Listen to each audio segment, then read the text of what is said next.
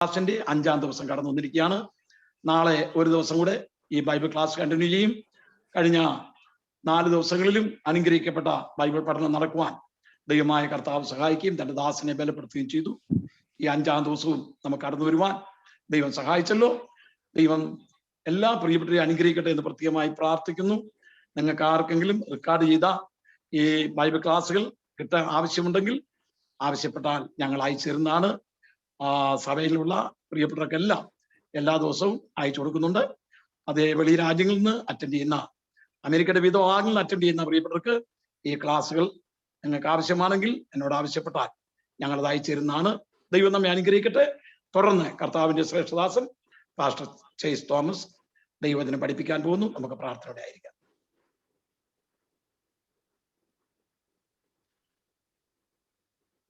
നിങ്ങൾക്ക് എല്ലാവർക്കും കർത്താവായ യേശുക്രിസ്തുവിന്റെ നാമത്തിൽ ഞാൻ വന്ദനം പറയുന്നു. നമ്മൾ ക്രിസ്തുവിന്റെ ജീവനെ കുറിച്ച്, നമ്മിൽ ക്രിസ്തുവിന്റെ ജീവിതം, ആ ക്രിസ്ത്യൻ ലൈഫിനെ കുറിച്ചാണ് നമ്മൾ സംസാരിച്ചുകൊണ്ടിരിക്കുന്നത്. യേശു ക്രിസ്തുവിലുള്ള നമ്മുടെ ജീവിതം എന്ന വിഷയമാണ്. ഈ ഒരൊറ്റ വിഷയം മാത്രമേ ശരിക്കും പറഞ്ഞാൽ ഉള്ളൂ. ഇതാണ് നാം മനസ്സിലാക്കേണ്ട പ്രധാനപ്പെട്ട കാര്യം. വേദപുസ്തകം മുഴുവൻ നമുക്ക് നൽകുന്ന ഒരു പാഠം ക്രിസ്തുവിലുള്ള ജീവിതത്തെ കുറിച്ചാണ്. ലൈഫ് ഇൻ ക്രൈസ്റ്റ്, അതുപോലെ ക്രൈസ്റ്റ് ഇൻ മീ, ക്രിസ്തു എന്നിലും ഞാൻ അവനിലും. യോഹന്നാന്റെ സുവിശേഷം 15-ാം അധ്യായത്തിൽ പറയുമ്പോൾ കർത്താവ് പറയുന്ന ഒരു വാക്യം, നിങ്ങൾ എന്നിലും എന്റെ വചനം നിങ്ങളിലും. മ്യൂച്വൽ ഇൻഹാബിറ്റിംഗ്, കർത്താവ് എന്നിലും ഞാൻ കർത്താവിലും വസിക്കുമ്പോൾ അല്ലാതെ ഫലം പുറപ്പെടുവിക്കാൻ കഴിയില്ല. ക്രിസ്ത്യൻ ലൈഫ് ഫലപ്രദമാകണമെങ്കിൽ നമ്മൾ ക്രിസ്തുവിൽ വസിക്കുക എന്നുള്ള ആ ഒരു അവസ്ഥയിലും ക്രിസ്തു നമ്മിൽ വസിക്കുക എന്നുള്ള അവസ്ഥയിലും നമ്മളായിരിക്കും. ഞാനല്ല ക്രിസ്തു അത്ര ജീവിക്കുന്നത് എന്ന് നമുക്ക് മനസ്സിലാകുന്നിടത്താണ് ശരിക്കും ക്രിസ്ത്യ ജീവിതം ആരംഭിക്കുന്നത്. That happens by an identification with his death and resurrection. ക്രിസ്തുവിന്റെ മരണ പുനരുത്ഥാനങ്ങളോടുള്ള ഐഡന്റിഫിക്കേഷൻ ആണ് ശരിക്കും നമ്മെ വിശ്വാസികളാക്കി മാറ്റുന്നത്. ഈ വിശ്വാസത്തിൽ നമ്മൾ മനസ്സിലാക്കേണ്ട ഒരു പ്രധാനപ്പെട്ട കാര്യം, ഞാൻ ആദ്യം നിങ്ങളോട് ചോദിച്ച ഒരു കോംപ്ലിക്കേറ്റഡ് ചോദ്യം ഉണ്ടായിരുന്നു. നിങ്ങൾ ഓർക്കുന്നുണ്ടോ എന്ന് വിചാരിക്കുന്നു. ദൈവത്തിന്റെ നിയമങ്ങൾ വളരെ കട്ടിയുള്ളതാണ്. നമ്മൾ പാപികളാണ്.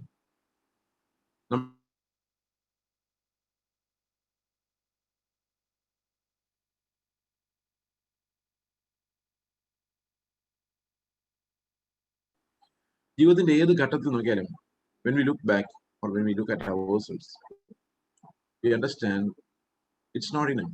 What we have been doing is not enough to make a stand before the Lord. ഏത് സമയത്തും നമ്മൾ നമ്മളെ അനലൈസ് ചെയ്യുമ്പോൾ ആയിട്ടില്ല, കുറച്ചുകൂടെ ഓടണമല്ലോ എന്നൊക്കെ തോന്നുന്നു. അങ്ങനെ തോന്നുള്ളൂ. ഇനി ആയിട്ടുണ്ടെന്ന് തോന്നുവാണെങ്കിൽ അത് അപകടകരമാണ്. കാരണം അതൊരു സെൽഫ് റൈച്ചസ്നെസ് ആണ്, സ്വയനീതീകരണമാണ്. ഞാൻ ആയിട്ടുണ്ട് എന്നൊരു വിശ്വാസിക്ക് ഒരിക്കലും പറയാൻ കഴിയില്ല. പൗലോസ് അങ്ങനെ പറഞ്ഞിട്ടില്ല. പൗലോസ് പറയുന്നത് ഞാൻ ഓടിക്കൊണ്ടിരിക്കുന്നു എന്നാണ്. മെച്യൂരിറ്റിയിലേക്ക്, ക്രിസ്തുവിന്റെ മെച്യൂരിറ്റിയിലേക്ക് നമ്മൾ ഓടിക്കൊണ്ടിരിക്കുകയാണ്. എങ്കിൽ പോലും കൊളോസി ലേഖനം പറയുന്നത് നമ്മൾ ക്രിസ്തുവിൽ പരിപൂർണനാണെന്ന്. Complete in Christ Jesus. ഒരേ സമയത്ത് തന്നെ we are complete and incomplete. അത് മനസ്സിലാക്കാൻ നമുക്ക് ബുദ്ധി കൊണ്ട് മനസ്സിലാക്കാൻ ഇത്തിരി പ്രയാസമുള്ള ഒരു കാര്യമാണ്. We stand complete in him, but at the same time we know that we are incomplete or inadequate. ഇത് ഒരു ഫെയ്ത്ത് ആണ്. ക്രിസ്തുവിൽ ഞാൻ പരിപൂർണനായിരിക്കുന്നു, അതെന്റെ ഫെയ്ത്ത് ആണ്. Christ perfects me. We are perfect in Christ. ക്രിസ്തുവിൽ ഞാൻ തികഞ്ഞവനായിട്ടാണ്. വിശ്വാസത്തോടെ നോക്കുമ്പോഴെല്ലാം I am perfect in Christ. വിശ്വാസം എന്ന് പറയുന്നത് എന്താണ്? വിശ്വാസം എന്ന് പറയുന്നത്, ക്രിസ്തീയ വിശ്വാസം എന്ന് പറയുന്നത് കുറെ കാര്യങ്ങൾ ഈ ക്രിസ്ത്യൻ ലൈഫിന്റെ എസെൻഷ്യൽസിൽ മനസ്സിലാക്കാനുണ്ട്. പക്ഷെ നിങ്ങൾ വീഡിയോയിലൊക്കെ കേട്ടിട്ടുണ്ടെങ്കിൽ ദാറ്റ്സ് ഫൈൻ. ഈ വിശ്വാസം എന്ന് പറയുന്നത്, ഫെയ്ത്ത് എന്ന് പറയുന്നത്, റൈച്ചസ്നെസ്, നീതി എന്ന് പറയുന്നത്, ഇത് ക്രിസ്ത്യൻ ഫെയ്ത്ത് എന്താണ് എന്ന് നമ്മൾ വ്യതിരിക്തമായിട്ട് മനസ്സിലാക്കണം. നമുക്ക് പലതരത്തിലുള്ള വിശ്വാസങ്ങളുണ്ട്. ഇപ്പൊ ഒരു വീട്ടിൽ ഇരിക്കുമ്പോൾ ആ വീട് ഇടിഞ്ഞു പോകില്ല എന്നുള്ളൊരു വിശ്വാസമുണ്ട്. ആ വിശ്വാസം ശാസ്ത്രത്തിന്മേലുള്ള വിശ്വാസമുണ്ട്. അല്ലെങ്കിൽ ഞാൻ ഒരു വീട്ടിൽ ചെന്ന് അവരൊരു ഗ്ലാസ് വെള്ളം തരുമ്പോൾ അത് കുടിച്ചാൽ എനിക്ക് കുഴപ്പമൊന്നും ഉണ്ടാവില്ല എന്നൊരു വിശ്വാസമില്ല, അല്ലേ? എത്രയോ വിശ്വാസത്തിന്റെ പേരിലാണ് നമ്മൾ ജീവിക്കുന്നത്. ഒരു വണ്ടിയിൽ കയറുമ്പോൾ, ഫ്ലൈറ്റിൽ കയറുമ്പോൾ ഇത് കുഴപ്പമൊന്നും ഉണ്ടാക്കില്ല എന്നൊരു വിശ്വാസമല്ലേ നമ്മളതിനകത്ത് ഇരുത്തുന്നത്. ലൈഫിൽ ഓൾ ത്രൂ നമുക്ക് ഫെയ്ത്ത് എന്ന് പറയുന്ന ഒരു വളരെ പ്രധാനപ്പെട്ട കാര്യമാണ്. If there is no faith we cannot live. അപ്പോ എല്ലാത്തിലും ജീവിതത്തിലും പ്രശ്നങ്ങൾ ഉണ്ടാകുമ്പോൾ നമുക്കൊരു ഫെയ്ത്ത് ഉണ്ട്, നന്നായിക്കോളും എന്നൊരു ഫെയ്ത്ത് ഉണ്ട് അല്ലെ. അതാണ് കൊറോണ വന്നപ്പോഴേ നമ്മൾ വിശ്വസിക്കുന്നത് മാറിപ്പോളും, ഇത് പോകുന്നില്ല പക്ഷെ എന്നാലും മാറിപ്പോക്കോളും എന്നൊരു ചിന്ത ഇപ്പൊ അമേരിക്കയിൽ ഇത്തിരി കുറഞ്ഞു വരുന്നുണ്ടെന്നാണ് ഞാൻ ചിന്തിക്കുന്നത്. കേരളത്തിലും കുറഞ്ഞു വരുന്നുണ്ടോ എന്ന് ചോദിച്ചാൽ അറിയില്ല. It's very tough in America and Kerala. ബാക്കി എല്ലായിടത്തും ഇത് കുറഞ്ഞു. ഈ രണ്ട് സ്ഥലത്ത് ഇത് എന്തുകൊണ്ട് ഇങ്ങനെ കിടക്കുന്നുള്ളത് that's another question. But we are optimistic. Most of us നമ്മൾ മുമ്പോട്ട് നോക്കുമ്പോൾ ശരിയാവും, നന്നാവും, എന്റെ ഭാവി അഭിവൃദ്ധിക്കും, ഞാൻ ഇങ്ങനെയൊക്കെയുള്ള ഫെയ്ത്തുകളാണ് നമ്മൾ. പലപ്പോഴും വിശ്വാസം എന്ന് പറയുമ്പോൾ നമുക്ക് അങ്ങനെ ഒരു പിക്ചർ ലഭിക്കുന്നത്. പക്ഷെ ശരിക്കും ഫെയ്ത്ത് ലൈഫ് എന്ന് പറയുന്ന വേറൊരു കാര്യമാണ്. ഞാൻ ഇന്നലെ സംസാരിച്ച ഒരു ചർച്ചയിൽ ഞാൻ പറഞ്ഞു, ഞാൻ ചെറുപ്പത്തിലെ മിഷണറി ആയിരിക്കുമ്പോൾ എങ്ങനെയാണ് ജീവിക്കുന്നതെന്ന് ചോദിച്ചു കഴിഞ്ഞാല് ഞങ്ങൾ പറയുന്നത് ഫെയ്ത്ത് ലൈഫാണ്. ഫെയ്ത്ത് ലൈഫ് എന്ന് പറഞ്ഞു കഴിഞ്ഞാൽ ഞങ്ങൾക്ക് ആവശ്യമുള്ള പണമെല്ലാം ദൈവം തരും, നമ്മൾ അതിനെക്കുറിച്ച് ബോധർ ചെയ്യുന്നില്ല, അധ്വാനിക്കുന്നില്ല, സുവിശേഷ വേല ചെയ്യുന്നു, കർത്താവ് പണം കൊണ്ടു തരും. ശരിയാണ്, ശരിയല്ലെന്നല്ല ഞാൻ പറയുന്നത്. പക്ഷെ പണം, ഫെയ്ത്ത് എന്ന് പറയുന്നത് പണം കൊണ്ടുവരാനുള്ള ഒരു പരിപാടിയല്ല. അതും ഒരു ഫെയ്ത്താണ്, പക്ഷെ രക്ഷാകരമായ ഫെയ്ത്ത് അല്ല അത്. അത് പണം കൊണ്ടുവരുന്ന ഫെയ്ത്താണ്. രോഗം മാറ്റുന്ന ഫെയ്ത്ത് നിങ്ങൾക്ക് ഉണ്ടായിരിക്കാം. ദൈവം എന്റെ രോഗം മാറ്റും, എന്റെ അവസ്ഥകളെ മാറ്റും, എന്റെ മക്കളെ അനുഗ്രഹിക്കും, ഇതൊക്കെ ഫെയ്ത്ത് നിങ്ങൾക്ക് ഉണ്ടാവാം. പക്ഷെ ഫെയ്ത്ത് ഒന്നും രക്ഷാകരമല്ല, രക്ഷിക്കുന്ന ഫെയ്ത്ത് അല്ല.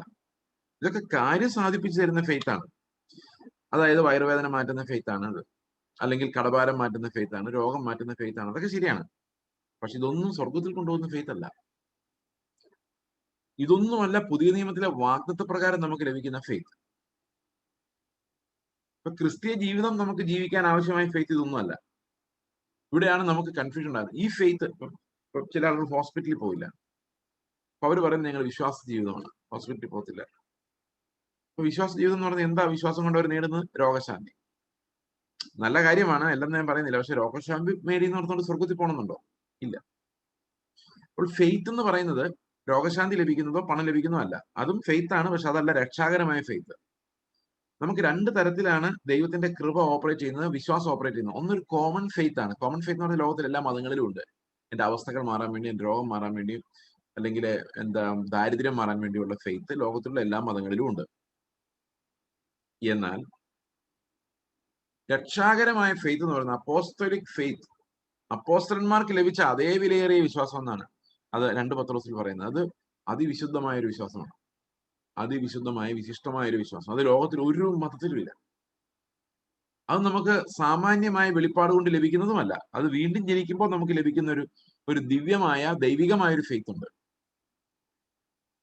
ആ ഫെയ്ത്ത് എന്താണ് എന്ന് 2 പത്രോസ് 1:1 പറയുന്നുണ്ട്. അതെങ്ങനെ ഉണ്ടാകുന്നത്? അതുണ്ടാകുന്നത് ദൈവത്തിന്റെ നീതിയിൽ നിന്നാണ്. From A righteousness of God. അവിടെ നിന്നാണ് ഫെയ്ത്ത് ഉണ്ടാകുന്നത്. അതെങ്ങനെ ഉണ്ടാകുന്നത് ചോദിച്ചു കഴിഞ്ഞാൽ അതിനെ നമുക്ക് ഇങ്ങനെ വിശദീകരിക്കാം. അപ്പം നിങ്ങൾക്കൊരു മാതൃകാ പുരുഷൻ ഉണ്ടെന്ന് വിചാരിച്ചു. ഓക്കെ, നിങ്ങൾ ഒരാളെ നോക്കിക്കേ, നിങ്ങൾക്ക് ബഹുമാനമുള്ള ഒരാളെ, ഒരു വിശ്വാസി, അല്ലെങ്കിൽ നിങ്ങൾക്ക് മാതൃകയാക്കാവുന്ന ഒരു വിശ്വാസി നോക്കി മനസ്സിൽ സങ്കല്പിച്ചോ. ഓക്കെ, ആ ആളെ പോലെ ആകാൻ നിങ്ങൾ എന്ത് ചെയ്യണം? ചിലപ്പോൾ ആള് രാവിലെ 5 മണിക്ക് എഴുന്നേറ്റ് പ്രാർത്ഥിക്കുന്ന ആളായിരിക്കും, നിങ്ങൾ അങ്ങനെ ചെയ്യണം. ചിലപ്പോൾ അയാൾ വെള്ളവസ്ത്രം മാത്രം ധരിക്കുന്ന ആളായിരിക്കും, നിങ്ങൾക്ക് അയാളെ പോലെ ആകണമെങ്കിൽ അങ്ങനെ ചെയ്യേണ്ടി വരും. അങ്ങനെ അനേകം കാര്യങ്ങൾ നിങ്ങൾ ചെയ്താണ് അയാളെ പോലെ ആകുന്നത്. പ്രവൃത്തികളാണ് അല്ലെ. മഹാത്മാഗാന്ധിയെ പോലെ ആകാൻ വേണ്ടി ഇന്ത്യയിൽ എത്രയോ പേർ ഒരു കാലത്ത് നടന്നു, ഖദർ ധരിച്ച് അല്ലെ. അപ്പൊ ഇതെല്ലാം പ്രവൃത്തികളാണ്. ഇനി നിങ്ങളുടെ മുമ്പിൽ വേറൊരു കാര്യം പറയാം. യേശുക്രിസ്തുവിനെ പോലെ ആകും എന്ന് പറഞ്ഞാൽ നിങ്ങളിൽ എത്ര പേര് വിചാരിക്കുക എന്നാ പിന്നെ നാളെ തൊട്ട് തുടങ്ങിയേക്കാം? ആരെ കൊണ്ടും പറ്റില്ല. ഇതാണ് യേശുക്രിസ്തുവും മറ്റ് ലോകത്തിലുള്ള ബാക്കി മനുഷ്യരും തമ്മിലുള്ള. നിങ്ങൾക്ക് വേറെ ആരെ വേണമെങ്കിലും പ്രവൃത്തി കൊണ്ട് അനുകരിച്ച് അവരെ പോലെ ആകാൻ ശ്രമിക്കും. പക്ഷെ യേശുക്രിസ്തുവിനെ മാത്രം പ്രവൃത്തി കൊണ്ട് അനുകരിക്കാൻ ആരെ കൊണ്ടും. കാരണം ക്രിസ്തുവിന്റെ നീതി പ്രവൃത്തികളാൽ ഉണ്ടാക്കാൻ പറ്റാത്തത്, ബിയോണ്ട് അവർ കപ്പാസിറ്റി. ഈ നീതി സുവിശേഷത്തിലൂടെ നമുക്ക് മനസ്സിലാകുമ്പോഴാണ് നമ്മുടെ ഉള്ളിൽ ഒരു കാര്യം മനസ്സിലാകും, ക്രിസ്തുവിനെ പോലെ ആയില്ലെങ്കിൽ സ്വർഗത്തിൽ പോവുകയില്ലെന്ന് മാത്രമല്ല, ഇത് നമ്മളെ കൊണ്ട് അസാധ്യവുമാണ്. ഇപ്പൊ ജഡത്താൽ അസാധ്യമായ ഒരു നമ്മളിൽ ഉണ്ടാക്കാൻ ദൈവം നമുക്ക് തന്ന അതിവിശിഷ്ടമായ ഒരു പ്രത്യേക കൃപയാണ് ഈ രക്ഷാകരമായ വിശ്വാസം. ആ വിശ്വാസം എന്ന പാലത്തിൽ കൂടെയാണ് നമ്മൾ അങ്ങോട്ട് കടക്കുന്നത്. അതുകൊണ്ടാണ് ക്രിസ്തുവിന്റെ സുവിശേഷത്തിന് സകലരെയും രക്ഷിക്കാൻ കഴിവുണ്ട് എന്ന് നമ്മൾ മനസ്സിലാക്കുന്നത്. കാരണം പ്രവൃത്തികളാലായിരുന്നുവെങ്കിൽ അത് ഒരു കുറച്ച് ആളുകളിലേക്ക് അത് ഒതുങ്ങിയനെ. എന്നാൽ ദൈവം അത് വിശ്വാസത്താലുള്ള നീതി വെളിപ്പെടുത്തിയത് കൊണ്ട് ലോകത്തിൽ ഏതു മനുഷ്യനും വിശ്വസിക്കാം. വിശ്വാസത്തിലൂടെ അവർക്ക് ലഭിക്കുന്നത്. പക്ഷെ ഈ സാധാരണ വിശ്വാസം അല്ലത്, അത് അതിവിശുദ്ധമായ പുനർജനനത്താൽ വരുന്ന വീണ്ടും ജനനം. ആ ഒരു റീജനറേഷനിലൂടെ വരുന്ന ഒരു faith that comes as a result of regeneration. We are new, we are not the old people, we are not living in the old flesh. We have a new reality, an eternal reality, and we live by faith in that reality. നമ്മൾ പഴയ ലൈഫിൽ കാഴ്ച കൊണ്ട് ജീവിച്ചു, എന്നാൽ പുതിയ life വിശ്വാസത്താലാണ് ജീവിക്കുന്നത്. വിശ്വസിക്കുമ്പോൾ ക്രിസ്തുവാണ് എന്നിൽ വസിക്കുന്നത്, വിശ്വസിക്കാത്തപ്പോൾ അത് ഞാൻ തന്നെയാണ്. ഇപ്പൊ ഫെയ്ത്ത് എന്ന് പറയുന്നത് എനിക്ക് പകരം ക്രിസ്തു വരുന്ന, ക്രിസ്തുവിന്റെ നീതി വരുന്ന, അവന്റെ സ്വഭാവം കടന്നു വരുന്ന ഒരവസ്ഥയാണ് നമ്മൾ ശരിക്കും ഫെയ്ത്ത് എന്ന് പറയുന്നത്. ആ ഒരു ഫെയ്ത്തിലേക്കാണ് സഭ പുനഃസ്ഥാപിക്കപ്പെടേണ്ടത്. നിങ്ങളുടെ മുമ്പിൽ വന്ന് വിശ്വസിക്ക് ബ്രദറെ, നിങ്ങളുടെ ജീവിതം നന്നാകുമ്പോ എന്നൊക്കെ പറയുന്നവരെ അങ്ങ് മാറ്റുന്നു. ക്രിസ്തു നിങ്ങളിൽ വസിക്കുമാറാക്കുന്ന വിശ്വാസം. എഫേസ്യർ 3:16-17 പറയുന്നത് ക്രിസ്തു വിശ്വാസത്താൽ നിങ്ങളുടെ ഹൃദയങ്ങളിൽ വസിക്കേണ്ടത്. ഫിലിപ്പിയർ 3:9 പറയുന്നു, ഞാൻ ക്രിസ്തുവിനെ നേടേണ്ടതിനും. ന്യായപ്രമാണ പ്രകാരമുള്ള എന്റെ സ്വന്തം നീതിയല്ല, യേശു ക്രിസ്തുവിൽ വിശ്വസിക്കുന്നവർക്ക് ദൈവം നൽകുന്ന നീതി തന്നെ ലഭിച്ച അവനിൽ ഇരിക്കേണ്ടതിനും. അപ്പോ ക്രിസ്തുവിനെ നേടേണ്ടതിന്. വിശ്വാസം കൊണ്ട് നമ്മൾ നേടുന്ന പണമോ ആരോഗ്യമോ ഈ ലോകത്തുള്ള എന്തെങ്കിലുമോ അല്ല, ക്രിസ്തുവിനെ തന്നെയാണ്. അത് നേടുവാൻ നമുക്ക് അപ്പോസ്തലികമായ ഒരു വിശ്വാസമുണ്ട്. ആ വിശ്വാസം is different, totally different from what we otherwise see and experience. അതുകൊണ്ടാണ് കർത്താവ് ചോദിച്ചത്, ഞാൻ വരുമ്പം വിശ്വാസം കാണും. Faith life is a consistent system of living, world view. Okay, അപ്പോൾ എന്താണ് ഈ വിശ്വാസം? വിശ്വാസം എങ്ങനെയാണ് നമ്മളെ രക്ഷപ്പെടുത്തുന്നത്? നമ്മുടെ റിയാലിറ്റിയിൽ നിന്നും, നമ്മുടെ ഈ ലോകത്തിന്റെ റിയാലിറ്റിയിൽ നിന്നും ഒരു എറ്റേണൽ റിയാലിറ്റിയിലേക്ക് ഫെയ്ത്ത് എങ്ങനെയാണ് നമ്മളെ കൊണ്ടുപോകുന്നത്? എങ്ങനെയാണ് ക്രിസ്ത്യൻ ലൈഫ് പോസിബിൾ ആകുന്നത്? അത് നമുക്ക് മനസ്സിലാക്കുവാൻ നമുക്ക് ഈ റൈച്ചസ്നെസ്, ക്രിസ്തുവിന്റെ നീതി എന്താണ് എന്ന് നമ്മൾ മനസ്സിലാക്കേണ്ടതായിട്ട്. റോമാലേഖനം 1-ാം അധ്യായത്തിന്റെ 16-17 വാക്യങ്ങൾ പൗലോസ് പറയുന്നു, സുവിശേഷത്തെ കുറിച്ച് എനിക്ക് ലജ്ജയില്ല. വിശ്വസിക്കുന്ന ഏവർക്കും ആദ്യം യഹൂദനും പിന്നെ യവനും അത് രക്ഷയ്ക്കായി ദൈവശക്തിയാകുന്നു. ആ വാക്യം ശ്രദ്ധിച്ചാൽ ഇതിങ്ങനെയാണ്, സുവിശേഷം പറയാൻ എനിക്ക് യാതൊരു നാണവുമില്ല. കാരണം യഹൂദനെയും യവനെയും രക്ഷിക്കാനുള്ള ശക്തി സുവിശേഷത്തിനകത്തുണ്ട്. ദൈവത്തിന്റെ ശക്തി. എന്തിനുള്ള ശക്തിയാണ് സുവിശേഷത്തിലുള്ളത്? ഈ സുവിശേഷത്തിനകത്ത് തന്നെ ഒരു മനുഷ്യനെ രക്ഷിക്കാനുള്ള ശക്തി പാക്ക് ചെയ്തിട്ടുണ്ട്. നമ്മൾ പറഞ്ഞ് സ്വാധീനിച്ച ഒരാളെ കൊണ്ടിരുന്നതല്ല. ആ സുവിശേഷത്തിന്റെ കേൾവിയാൽ അത് കേൾക്കുന്നവനെ രക്ഷിക്കാനുള്ള ശക്തി സുവിശേഷത്തിനകത്ത് കർത്താവ് പാക്ക് ചെയ്തിട്ടുണ്ടെന്നാണ് ആ വാക്യം പറയുന്നത്. The gospel has the power to save. അത് എന്തുകൊണ്ടാണ് സുവിശേഷത്തിന് യഹൂദനെ യവനെ രക്ഷിക്കാൻ പറ്റുന്നത്? എന്താണ് ആ ശക്തി? അടുത്ത വാക്യം, അതിൽ ദൈവത്തിന്റെ വിശ്വാസം ഹേതുവായും വിശ്വാസത്തിനായിക്കൊണ്ടും വെളിപ്പെടുന്നു. ഈ വിശ്വാസം ഹേതുവായും വിശ്വാസത്തിനായിക്കൊണ്ടും എന്നുള്ള മലയാളം ട്രാൻസ്ലേഷൻ വളരെ ശരിയാണ്, ഉചിതമാണ്. പലപ്പോഴും ഈ ട്രാൻസ്ലേറ്റേഴ്സ് കുറച്ച് സ്വാതന്ത്ര്യം എടുക്കും. ട്രാൻസ്ലേറ്റേഴ്സ് സ്വാതന്ത്ര്യം എടുത്തിട്ട് അത് പല രീതിയിൽ മാറ്റും, നമുക്ക് മനസ്സിലാക്കി തരാൻ വേണ്ടിയാ. പക്ഷെ പ്രോബ്ലം, ഈ ഒറിജിനൽ ഗ്രീക്ക് വായിച്ചിട്ട് ഇവർക്ക് മനസ്സിലാകുന്നതാണ് അവർ നമുക്ക് ഇംഗ്ലീഷിലോട്ട് എഴുതി തരുന്നത്. അതേ വേർഡ് അല്ല. ഇപ്പം വിശ്വാസം ഹേതുവായും വിശ്വാസത്തിനായിക്കൊണ്ട് വെളിപ്പെടുന്നു. എന്തോ അത് മനസ്സിലായില്ല. അപ്പം ഇവരിങ്ങനെ എഴുതി വെക്കും, ഒരു വിശ്വാസത്തിൽ നിന്നും വേറൊരു ഡിഗ്രി ഓഫ് വിശ്വാസത്തിലേക്ക് എന്നൊക്കെ ആക്കി വെച്ചു. From 1 degree of faith to another. നിങ്ങളുടെ കയ്യിലിരിക്കുന്ന NIV ഒക്കെ ആണെങ്കിൽ എങ്ങനെയായിരിക്കും? അല്ലെ from faith from first to last എന്നൊക്കെ ട്രാൻസ്ലേറ്റ് ചെയ്തത്. പക്ഷെ അതൊന്നും ശരിയായ ട്രാൻസ്ലേഷൻസ് അല്ല. മലയാളമാണ് ശരി. ഞാനിത് മലയാളമാണ് ശരി എന്ന് പറയാനുള്ള കാരണം എന്താണെന്നറിയോ? ലിറ്ററൽ ട്രാൻസ്ലേഷൻ, അതായത് വേർഡ് ഫോർ വേർഡ് ട്രാൻസ്ലേഷൻ ഉള്ള പുസ്തകങ്ങളല്ല. കിങ് ജെയിംസ് ആയാലും ഇംഗ്ലീഷ് സ്റ്റാൻഡേർഡ് വെർഷൻ ആയാലും ഇങ്ങനെ തന്നെയാണ് ട്രാൻസ്ലേറ്റ് ചെയ്തിരിക്കുന്നത്. From faith for faith. വിശ്വാസം ഹേതുവായും വിശ്വാസത്തിനായിക്കും. അങ്ങനെ തന്നെയാണ് ഇംഗ്ലീഷ് സ്റ്റാൻഡേർഡ് വേർഷനിൽ ട്രാൻസ്ലേറ്റ് ചെയ്തത്. From faith for faith. വിശ്വാസം ഹേതുവായി ഒരു നീതി, ആ നീതി ഹേതുവായി ഒരു വിശ്വാസം. Very beautiful explanation. അത് from faith for faith. Righteousness is revealed from faith for faith.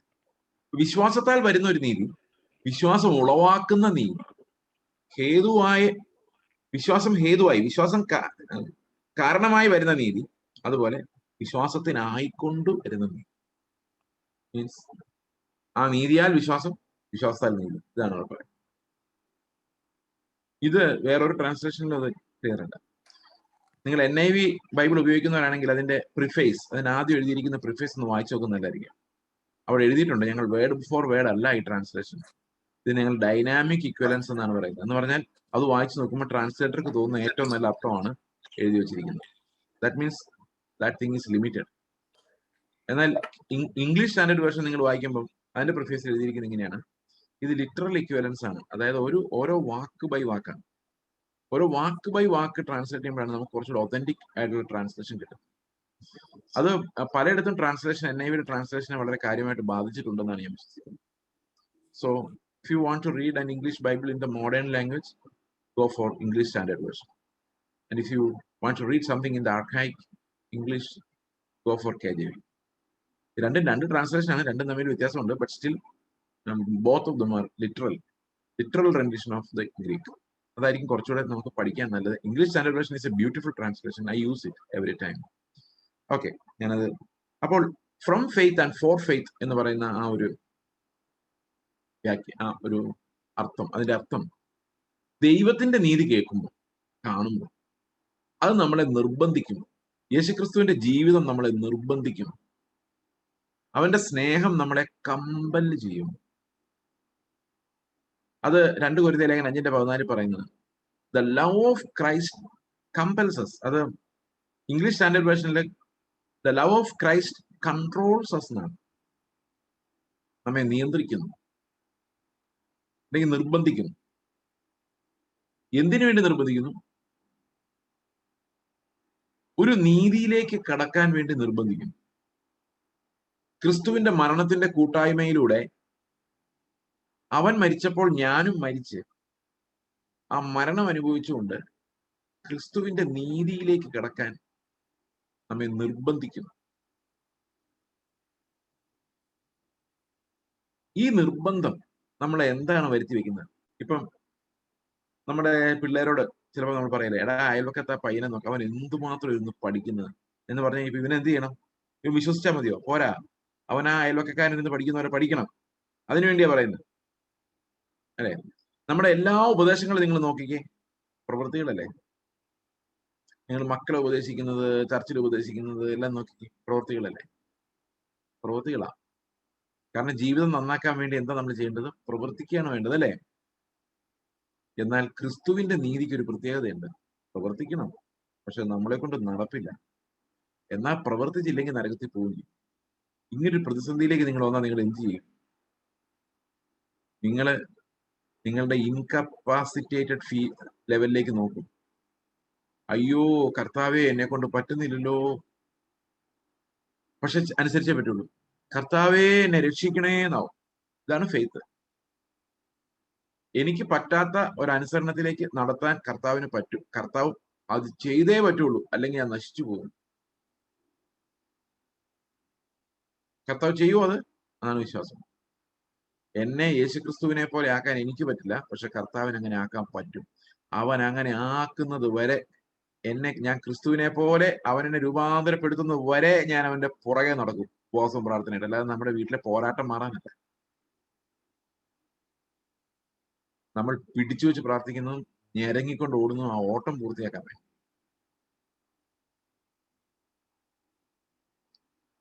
ഇത് നമ്മുടെ ഉള്ളിൽ ഉളവാക്കുന്നത് ഈ നീതിയാണ്. ഈ നീതി നമുക്ക് സഹിക്കാൻ പറ്റുന്നതല്ല, നമ്മളെ നിലവിളിപ്പിക്കുന്നത്, സകലരെയും പാപത്തിന് കീഴിൽ അടച്ചു കളയുന്നത്. എല്ലാവരും പാപികളാണ്.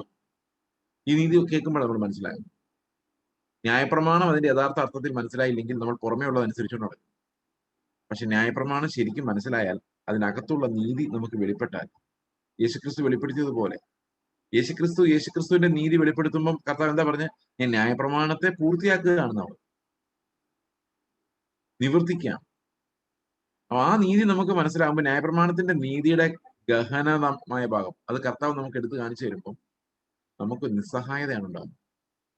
നിങ്ങൾക്ക് എന്താ ഉണ്ടാകുന്നത്? സെർമൺ ഓൺ ദ മൗണ്ട് പ്രസംഗം കേൾക്കുന്നു, നാളെ തൊട്ട് അനുസരിക്കണം എന്നാണ് തോന്നുന്നത്. I am sorry, you are trusting your flush. അതോ ആ തീരുമാനം 1-2 ദിവസം നിൽക്കും. അത് കേൾക്കുമ്പം, ഈ സുവിശേഷ പ്രസംഗം കേൾക്കുമ്പോൾ തീരുമാനം എടുത്തിട്ടേ പോകാവുള്ളൂ ബ്രദറെ എന്നൊക്കെ കേട്ടില്ലേ? ഞാൻ നിങ്ങളോട് ഒരു കാര്യം തുറന്നു പറയട്ടെ, എത്ര തീരുമാനം എടുത്താലും നിങ്ങൾ നന്നാൻ പോകും. നിങ്ങൾക്ക് നന്നാൻ പറ്റുമെങ്കിൽ രക്ഷകന്റെ ആവശ്യമില്ല.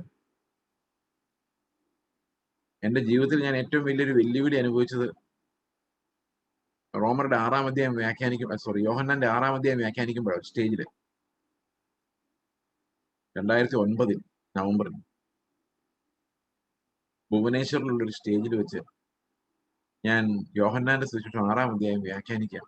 എന്തിനാണെന്നറിയാം? അത് ഒത്തിരി കഷ്ടതയുടെ നടുവില് ആൾക്കാര്, അന്ന് അവിടെ പെർസിക്യൂഷൻ നടന്ന് അതിനുശേഷമുള്ള ഒരു കാലഘട്ടമാണ് ഒറീസയിൽ. അപ്പോൾ ഒറീസയിൽ നിന്ന് പെർസിക്യൂഷൻ വന്ന കുറച്ച് മിഷണറീസ് ഉണ്ട്.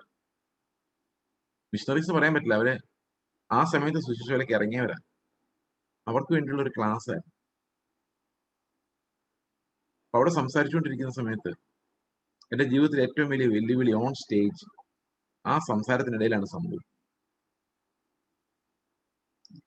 അപ്പൊ ഞാൻ അവരോട് ഇങ്ങനെ പറഞ്ഞു, എന്റെ ശരീരം ഭക്ഷിക്കുകയും എന്റെ രക്തം പാനം ചെയ്യുകയും ചെയ്തില്ലെങ്കിൽ നിങ്ങൾക്ക് ജീവനില്ല എന്ന് കർത്താവ് റോമർ 6:53 പറഞ്ഞ വാക്യം. 60-ാം വാക്യത്തിൽ അത് കേട്ടിട്ട് ശിഷ്യന്മാർ പറയുന്നു, ഇത് കഠിന വാക്ക്, കേൾക്കാൻ ആരെ കൊണ്ട് പറ്റും? അപ്പൊ ഞാൻ ഇവരോട് പറയാണ്, ജീവിതത്തിൽ കഷ്ടങ്ങൾ ഉണ്ടാകും, കർത്താവ് കഠിനമായ കാര്യങ്ങൾ അനുവദിക്കും. അപ്പൊ അത് എന്തുകൊണ്ടാണ് ആളുകൾ ഒത്തിരി പേര് ഇട്ടിട്ട് പോകുന്നത്? കാരണം നമ്മുടെ ജഡത്തിന് ഇഷ്ടമില്ലാത്തത്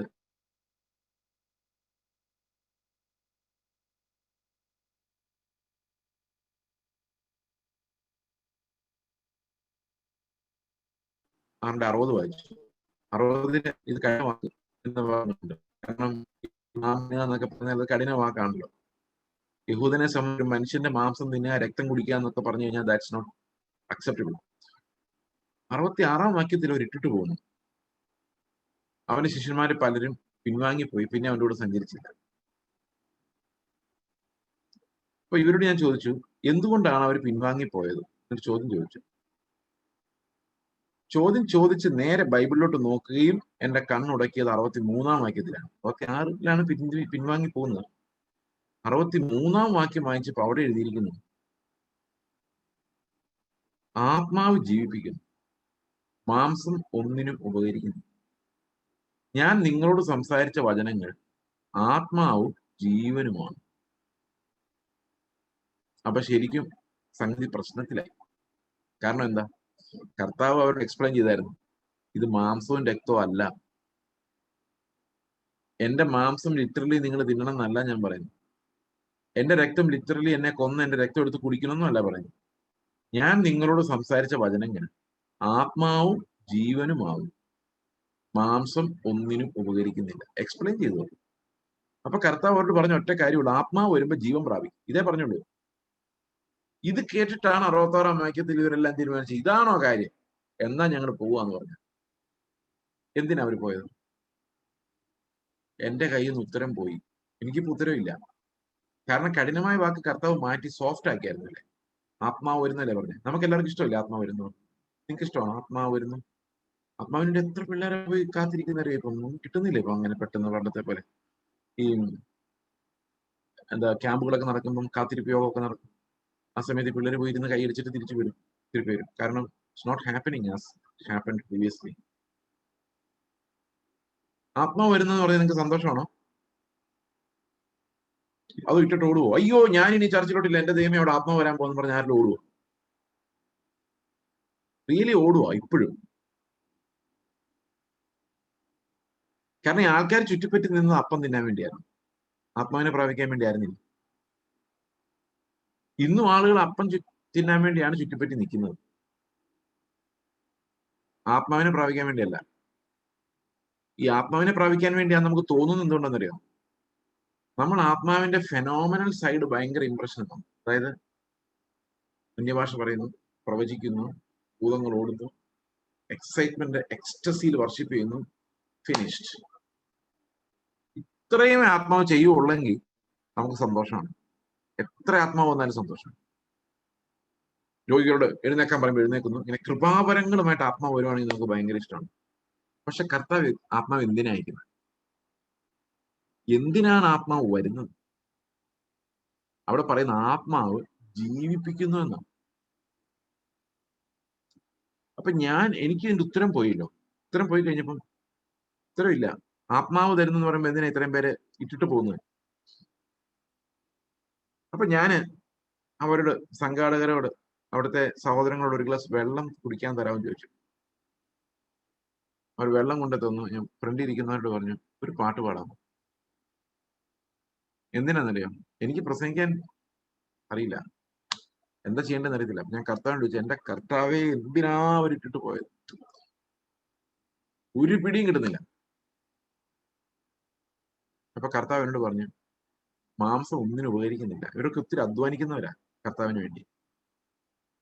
ഉപവാസം എടുത്തും ശബത്ത് നോക്കിയും കർമ്മങ്ങളെല്ലാം കൃത്യമായിട്ട് ചെയ്തും യാഗം ചെയ്തും വളരെ കഷ്ടപ്പെടുന്നുണ്ട്. ഈ പരീശന്മാർ മൊത്തം അങ്ങനെയാണ്.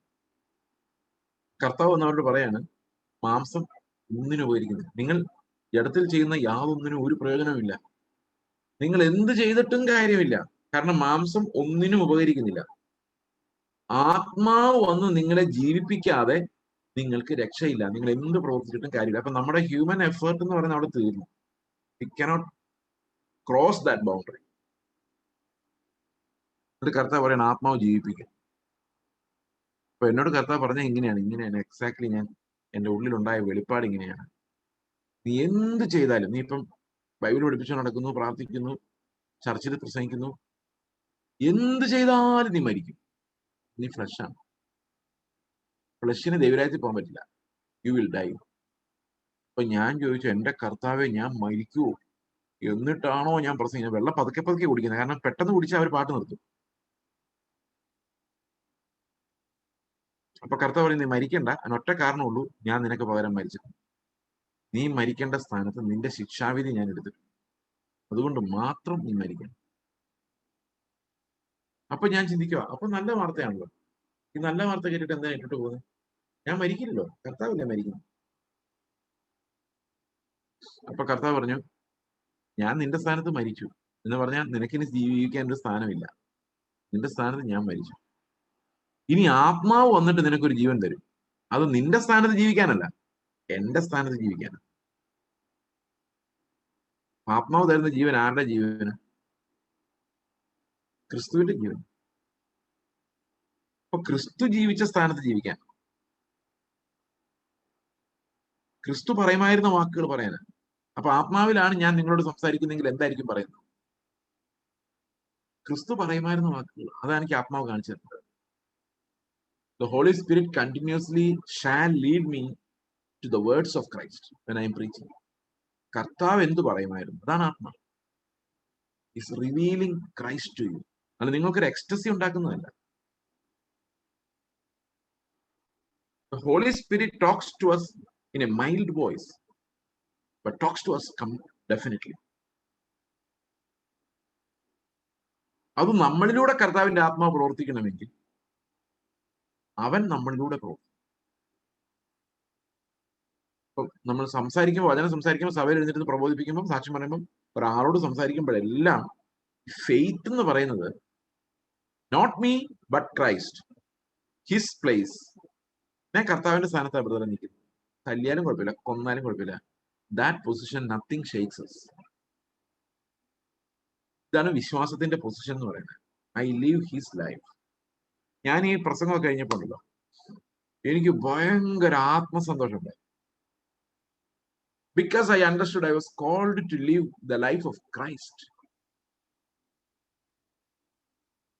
ക്രിസ്തുവിന്റെ ജീവൻ ജീവിക്കാൻ വേണ്ടി ഈ ആദമിക ജീവനിൽ നിന്ന് എന്നെ കർത്താവ് പറിച്ചെടുത്തിട്ട് യേശു ക്രിസ്തുവിന്റെ ജീവൻ എന്റെ ഉള്ളിൽ നീ ഈ ജീവൻ ജീവിക്കുക. ബാക്കിയുള്ളവരെല്ലാം ആദമികരെ, അവർ മരിച്ചു പോയാൽ നീ അങ്ങനല്ല. You are separated from the Adamic people around you who are living for the world, looking at the worldly glory, what the world could give them, the pleasure of the world. അപ്പൊ ഞാൻ ഇതുമായിട്ട് ഭയങ്കര സന്തോഷമായിട്ട് ഇങ്ങനെ ആഹാരം കഴിച്ചുകൊണ്ട് ഉച്ചയ്ക്ക് ഇരിക്കുവാണ്. എന്റെ ഉള്ളിൽ ഭയങ്കര ആനന്ദമാണ്. അപ്പൊ ഒരു മനുഷ്യൻ എന്നെ വന്ന് വിളിച്ചു. നമ്മുടെ അടുത്ത് ഭുവനേശ്വരിന്റെ അടുത്ത് കട്ടക്ക് എന്ന് പറഞ്ഞൊരു സ്ഥലമുണ്ട്, ട്വിൻ സിറ്റി പോലെയാണ്. കട്ടക്കിൽ വന്ന് ഒരു യൂത്ത് മീറ്റിംഗിൽ സംസാരിക്കും. ഞാൻ ഉടനെ സന്തോഷമായിട്ട് അങ്ങോട്ട് പോവാണ്. കാരണം പ്രസംഗിക്കാൻ കിട്ടുന്ന അവസരങ്ങൾ നിങ്ങൾ വിചാരിക്കും, ഓ അത് ഈ പൈസ കിട്ടുന്നുണ്ട് ഈ പാസ്റ്റർമാർ ഇങ്ങനെ പ്രസംഗിക്കാൻ ഇഷ്ടപ്പെടുന്നു. ഒരിക്കലും അല്ല. Not everyone. നമ്മൾ ഇന്നും പ്രസംഗിക്കുന്നതിൽ ഒരു 90% അല്ല 90% പറയാൻ പറ്റില്ല, 70% പൈസ വാങ്ങിക്കാതെ തന്നെയാണ് പ്രസംഗിക്കുന്നത്. അത് ഒരാളെ ഉള്ളതിൽ 5 പേരെ ഉള്ളതിൽ. Because that's the call God has given us. അപ്പൊ കട്ടക്കിൽ ചെന്ന് സംസാരിക്കാൻ വേണ്ടി എല്ലാം പൈസ വാങ്ങിക്കാതെ തന്നെയാണ് പ്രസംഗിക്കുന്നത്. ഞാൻ പറഞ്ഞത് ആ അർത്ഥത്തിൽ നോക്കിയാൽ. But without remuneration we have to preach. കാരണം ഇത് നമ്മുടെ തലയ്ക്കകത്തുള്ള ഒരു ബേർഡൻ കർത്താവ് തന്നിരിക്കുന്നതാണ്. അത് അൺബേർഡൻ ചെയ്തേ പറ്റും. ഒരാളെ കാണുമ്പോൾ we need to unburden because Christ should speak through me. ഞാൻ കട്ടക്കിൽ ചെന്ന് അവിടുത്തെ യൂത്ത്സ് ആണ് പ്രസംഗിച്ചുകൊണ്ടിരുന്നപ്പോൾ എന്ത് സംഭവിച്ചെന്നറിയാം? ഇവരെല്ലാവരും വാവിട്ട് നിലവിളിക്കാൻ തുടങ്ങി. ഭയങ്കര കരച്ചിൽ. ഞാൻ ഇത് എന്ത് പറ്റി? ഞാൻ അങ്ങനെയൊന്നും കാര്യമായിട്ട് പറഞ്ഞില്ലല്ലോ. ഈ വിഷയം തന്നെ പറയുന്നത്. അപ്പൊ ഞാനിത് കഴിഞ്ഞപ്പം പാസ്റ്റർ ചോദിച്ചു, ഇതിൽ എപ്പോഴും ഇങ്ങനെ കരയുന്നവർ വല്ലതും ആണോ? ചില ആൾക്കാരുണ്ടല്ലോ പ്രസംഗം കേൾക്കാൻ തുടങ്ങുമ്പോഴേ കരയാൻ തുടങ്ങും. ഓരോ നാടിന്റെ സംസ്കാരമായിരിക്കും ഞാൻ വിചാരിച്ചു. അപ്പൊ അദ്ദേഹം പറയാണ്, ഒരു പിടിയില്ല, ആദ്യമായിട്ട് എങ്ങനെ സംഭവിക്കും, കരച്ചു നിർത്താൻ പറ്റുന്നില്ല.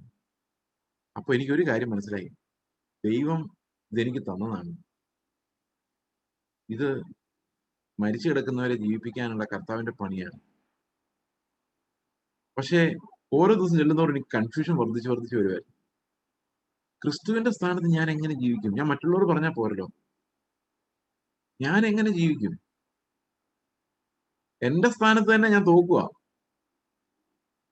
അപ്പൊ ഞാൻ ക്രിസ്തുവിന്റെ സ്ഥാനത്ത് ഇപ്പൊ ഞാനൊരു നല്ല ഭർത്താവാകാൻ ശ്രമിച്ച് തോക്കും, നല്ല മകനാകാൻ ശ്രമിച്ച് തോക്കും. കാരണം ഈ ഭാര്യയുടെ എക്സ്പെക്ടേഷൻസ് ഭയങ്കര കൂടുതലായിരിക്കുമല്ലോ. അതുപോലെ അപ്പനമ്മമാരുടെ എക്സ്പെക്ടേഷൻ ഭയങ്കര കൂടുതലായിരിക്കും. അത്രയും വേറെ ആൾക്ക് ഒരിക്കലും മാനുഷികമായിട്ട് എത്താൻ പറ്റത്തില്ല. ഒരു ഭാര്യയ്ക്ക് ഭർത്താവ് എക്സ്പെക്ട് ചെയ്യുന്ന അതേ പെർഫെക്റ്റ് ഭാര്യ ആവാനും പറ്റില്ല. ഈ ലോകം അങ്ങനെ. അതുകൊണ്ടാണ് ചെറിയ ചെറിയ കോൺഫ്ലിക്റ്റുകളൊക്കെ എപ്പോഴും ഉണ്ടായിക്കൊണ്ടിരിക്കുന്നത്. എന്റെ പൊസിഷനിൽ തന്നെ ഞാൻ ശരിയാവുന്നില്ല. അന്നേരം എന്താ വന്നിരിക്കുന്നു പുതിയ കാര്യം, കർത്താവിന്റെ പൊസിഷനിൽ ചെയ്യും. ഇപ്പൊ ഞാനിത് നവംബർ മാസം കഴിഞ്ഞു, ഡിസംബർ മാസം കഴിഞ്ഞു, എന്റെ ഉള്ളിൽ ഇത് ഇങ്ങനെ പെയിൻ ആയിട്ട് എടുക്കുക. ഞാൻ എങ്ങനെ പ്രസംഗിക്കും? ഇത് എന്നെ കൊണ്ട് കഴിയാത്ത കാര്യമാണെങ്കിൽ എനിക്ക് പ്രസംഗിക്കാൻ പറ്റില്ലല്ലോ. അപ്പൊ ഇത് പ്രസംഗിക്കാൻ പറ്റില്ലല്ലോ എന്നുള്ള വേദനയോടെ ഞാനിങ്ങനെ ഇത്രയും നല്ല മെസ്സേജ് കിട്ടിയിട്ടും പ്രസംഗിക്കാൻ പറ്റുന്നില്ലല്ലോ എന്നുള്ള വേദനയോടുകൂടി ഞാനിങ്ങനെ ആണ്ടർജി മീറ്റിംഗിന് ഒരു ചർച്ചിൽ പോയിരിക്കുകയാണ്. അപ്പൊ എന്നെ അധികം പേർക്ക് ഇങ്ങനെ അറിയില്ലെന്ന്, ഞാൻ ഒരു മിഷണറി ആയിട്ട് പോയി എന്ന് മാത്രമേ ഉള്ളൂ. അപ്പൊ ആണ്ടർജി മീറ്റിങ്ങിന് അവിടുത്തെ ചർച്ചക്കാരനോട് 15 മിനിറ്റ് സംസാരിക്കാൻ പറഞ്ഞു. അന്ന് സംസാരിക്കാൻ വേണ്ടി എഴുന്നേക്കാൻ ഞാനിങ്ങനെ ബാക്കിൽ ഇരിക്കുന്നു. കർത്താവിന്റെ ആത്മാവ് ഇത് പറയാൻ എന്നെ നിർദ്ദേശിച്ചു. അപ്പൊ ഞാൻ ഇങ്ങനെ കർത്താവിന് പറഞ്ഞു, എന്റെ കർത്താവേ, ഞാൻ എങ്ങനെ നിന്റെ പൊസിഷനിൽ ഇത് പറയുന്ന പോലെ, നീ ജീവിച്ച പോലെ, നീ സംസാരിച്ച പോലെ സംസാരിക്കാൻ, നീ നടന്ന പോലെ നടക്കാനും ഒക്കെ എന്നെ കൊണ്ട് കഴിയുമോ? ഞാൻ എങ്ങനെ ഇത് ചെയ്യും? നിങ്ങൾ ആലോചിച്ച് നോക്കിക്കേ, ഇതൊരു ബർഡൻ ആയിട്ട് നിങ്ങൾക്ക് കിട്ടിയാൽ നശിച്ചു പോകാൻ ഇത് മതി, നമ്മുടെ എല്ലാ പ്രത്യാശയും പോകും. കാരണം യേശു ക്രിസ്തുവിനെ പോലെ ഇന്ന് വൈകിട്ട് ചിന്തിക്കാവുള്ളൂ, ജീവിക്കാവുള്ളൂ, അല്ലാത്ത എല്ലാം പാവമാണ് എന്ന് നിങ്ങളുടെ ഉള്ളിലേക്ക് അതുപോലെ വന്നാൽ, നിങ്ങൾ അങ്ങനെ പ്രവൃത്തി കൊണ്ട് ചെയ്യാൻ ശ്രമിച്ചാൽ നിങ്ങൾക്ക് തോറ്റുപോകും. കാരണം തോറ്റുപോകുന്ന മാത്രമല്ല, സ്വർഗത്തെക്കുറിച്ചുള്ള ഉറപ്പും പോകും. കാരണം നിങ്ങൾ ആയില്ലല്ലോ. ഇങ്ങനെ ഞാൻ ചിന്തിച്ച് ഇങ്ങനെ ഭാരപ്പെട്ട് പ്രസംഗം തുടങ്ങാൻ സമയമായപ്പോൾ ഇങ്ങനെ ഇരിക്കുമ്പോൾ കർത്താവിന്റെ ആത്മാവ് എന്നോട് പിന്നെയും സംസാരിച്ചു. എന്നോട് പറഞ്ഞു, നിന്നെ കൊണ്ട് ഇത് കഴിയില്ല എന്ന് എനിക്ക് അറിയാവുന്നതുകൊണ്ടാണ് ഞാൻ നിനക്ക് വേണ്ടി മരിച്ചത്. അല്ലെങ്കിൽ എനിക്ക് മോശം തന്ന ഒരു ഉപദേശങ്ങൾ തന്നിട്ട് പോയാൽ മതിയായിരുന്നു, അതവർക്ക് അനുസരിക്കാൻ പറ്റുമായിരുന്നു. എന്നാൽ നിനക്കിത് അനുസരിക്കാൻ പറ്റില്ല എന്നുള്ളതുകൊണ്ടാണ് ഞാൻ നിനക്ക് വേണ്ടി മരിച്ചത്. എന്റെ സ്ഥാനം നിനക്ക് തന്നു. അത് ആത്മാവിനാലാണ് നടക്കുന്നത്. ആത്മാവ് ജീവിപ്പിക്കുന്നു എന്നുള്ളത് മറന്നുപോയോ? സ്പിരിറ്റ് ക്വിക്കൻസ്. അപ്പോഴെനിക്ക് കാര്യം മനസ്സിലായത്, ഞാനല്ല ഈ പണി ചെയ്യുന്നത്. ഞാൻ വിശ്വസിക്കുമ്പോൾ കർത്താവ് എന്നിൽ ഒരു ശുദ്ധീകരണ പ്രക്രിയ നടത്തുകയാണ്. എന്റെ ഫെയ്ത്തിലൂടെ ഞാൻ അവന്റെ നീതിയിലേക്കും അവന്റെ സ്വഭാവത്തിലേക്കും പോയിക്കൊണ്ടിരിക്കുകയാണ്. അങ്ങനെയാണ് കിടക്കേണ്ടത് എന്നുള്ള വഴി എന്റെ മുമ്പിൽ വരുന്നത്. അന്നാണ് ആദ്യമായിട്ട് സമാധാനത്തോടെ ഞാൻ എഴുന്നേറ്റത് ഈ വചനം സംസാരിക്കുന്നു. ഞാനിത് പറയാൻ കാരണം, ക്രിസ്തുവിന്റെ നീതി നമ്മളെ വെല്ലുവിളി. നമ്മുടെ ജഡത്തിന്റെ അപര്യാപ്തതകളിലേക്ക് നമ്മൾ എത്തുമ്പോൾ എനിക്ക് എന്റെ ജഡത്തെ ഡിനൈ ചെയ്യണമെന്ന് തോന്നും. Denying myself. കർത്താവെ, ഞാനല്ല, എന്നെ കൊണ്ട് പറ്റില്ല. I deny myself, take up the cross. എന്തിനാ? ഈ പഴയതിന്റെ മരണം അനുഭവിക്കാൻ വേണ്ടി, പഴയ ജഡത്തിന്റെ മരണം അനുഭവിക്കാൻ വേണ്ടി. Take up the cross and follow the Lord. ഇതിനു വേണ്ടി അവന്റെ ജീവൻ പ്രാപിച്ച് അവന്റെ സ്ഥാനത്ത് ജീവിക്കാൻ വേണ്ടി. ഈ ജീവൻ അവന്റെ സ്ഥാനത്ത് ജീവിക്കുന്നതിന് കുറെ തടസ്സങ്ങളുണ്ട്. അതാണ് നിക്കോദെമോസിനോട് സംസാരിക്കുന്നത്, വീണ്ടും ജനിക്കണമെന്ന് കർത്താവിനോട് പറയാനുള്ള കാര്യം. എന്താണ് നമുക്ക് കാറ്റുപോലെ ക്രിസ്തുവിന്റെ പൊസിഷനിൽ ജീവിക്കാനുള്ള തടസ്സങ്ങൾ എന്തൊക്കെയാണ്? അതിന് നമ്മൾ മരണം, പലതരത്തിൽ ക്രിസ്തുവിന്റെ മരണത്തിന്റെ പങ്കാളിത്തം വഹിക്കേണ്ടതായിട്ടുണ്ട്. കൊളോസി ലേഖനം 2:20 പറയും, നിങ്ങൾ ക്രിസ്തുവിനോട് കൂടെ ലോകത്തിലെ ആദ്യ പാഠങ്ങൾ സംബന്ധിച്ചുള്ള, ഈ ആദ്യ പാഠങ്ങൾ സംബന്ധിച്ചുള്ള മരണം ഒരു പ്രധാനപ്പെട്ട കാര്യം. ആദ്യ പാഠങ്ങൾ സംബന്ധിച്ചുള്ള മരണം എന്താണത് സംഭവം? ഇപ്പൊ നമ്മൾ ജീവിച്ച് തുടങ്ങുമ്പോൾ തന്നെ നമുക്ക് ഒത്തിരി ആദ്യ പാഠങ്ങൾ നമ്മുടെ മാതാപിതാക്കൾ നമ്മളെ പഠിപ്പിക്കും. ഫോർ എക്സാമ്പിൾ, നിങ്ങളുടെ ഉള്ളിൽ നിന്ന് എത്ര തൂത്താലും പോകാത്ത ഒരു ആദ്യ പാഠം ഞാൻ പറയട്ടെ. അതിനോട് മരിക്കാൻ തയ്യാറാണോ? പണമില്ലാതെ എങ്ങനെ ജീവിക്കും ബ്രദറെ? ബൈബിളിൽ എത്ര അധ്യായം, എത്ര വാക്യം? Not Bible.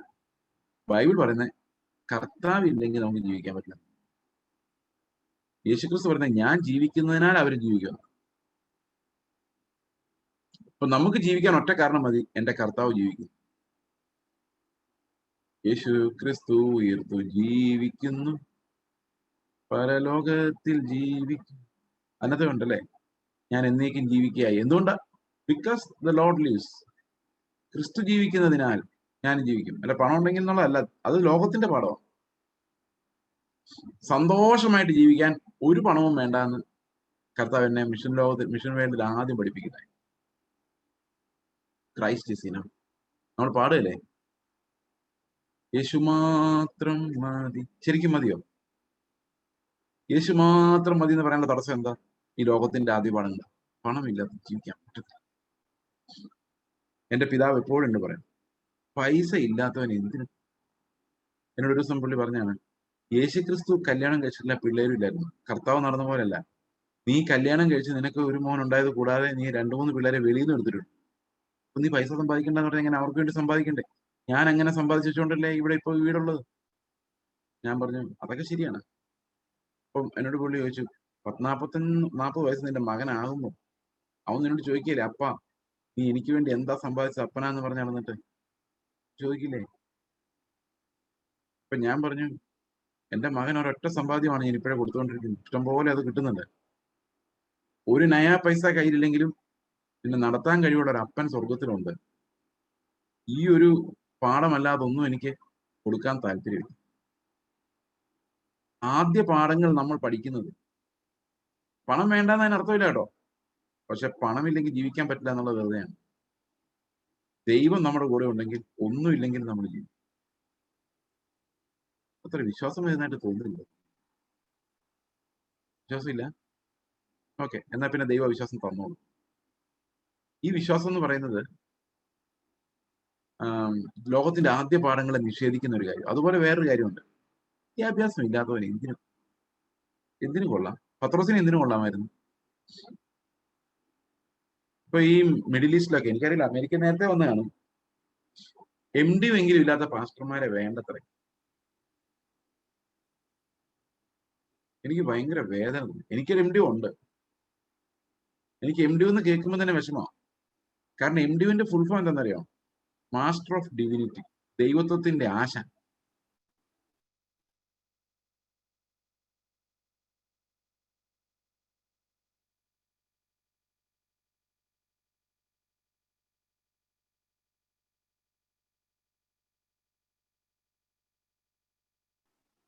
ഇപ്പോൾ ജഡമാണെന്ന്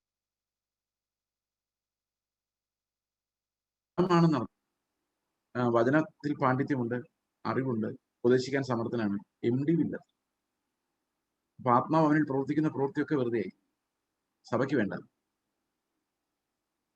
ഇത് വിഗ്രഹാരാധനയാണ്, ഐഡലാട്രിയാണ്.